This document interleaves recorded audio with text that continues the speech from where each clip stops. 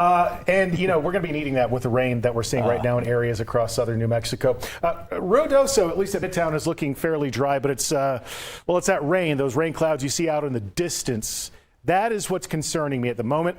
We're also dealing with some flooding concerns to the north of Silver City right now and also to the south. So it's looking pretty productive out there in terms of rain. It's really across the southwest where we're seeing the most action. Now, these storms are not severe at this moment, but they are producing some brief heavy downpours. That is what has spawned this flash flood warning for areas just to the south of Silver City. Now, out toward Ruidoso, well, here we go. There is a flash flood warning which has now been issued for areas just to the north of the village of Ruidoso, and that's because rain is falling upslope within that part of the state. We're going to be on top of that minute to minute for you.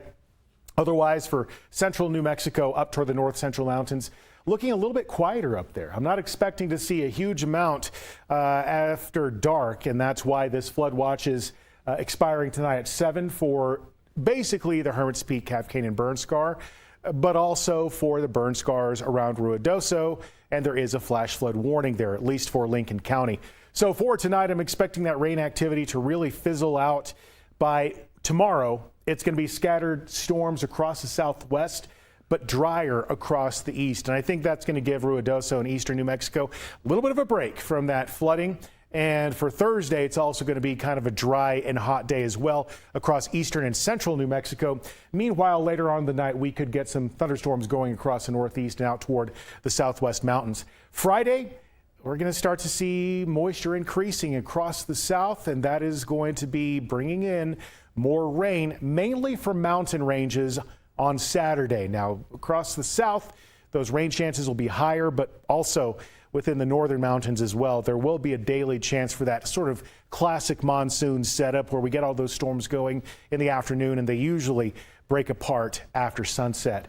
So across the southeast for tomorrow, it is going to be another hot day, but not as productive in terms of rain. The southwest going to be a little bit, I think, more active, especially in higher elevations like Magdalena and Camado.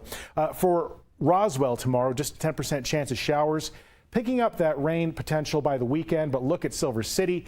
You are sitting solid in those rain chances for the next several days. Now, across northern New Mexico, I'm anticipating mostly 80s and 90s. I think it's not going to be as active as we're going to be seeing in other areas like Cuba, possibly Dulce, and out toward western areas of the state.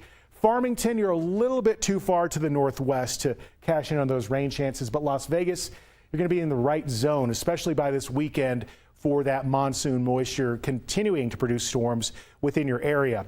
North Mountains for tomorrow, feeling nice and cool. Red River and Angel Fire, 88 Taos, about 93 degrees in Espanola. And for Santa Fe, well, it's going to be not as hot, but still fairly warm for this time of year. 40 to 50% chance of rain by this weekend, and you will cool down by then. I'm anticipating that the East Mountains for tomorrow going to be enjoying some slightly cooler weather than you were feeling certainly last week, but also this weekend. And in terms of rain chance, again, I think we're battling that dry air moving in from the east, so that is going to scrub out some of our rain chances really across the area.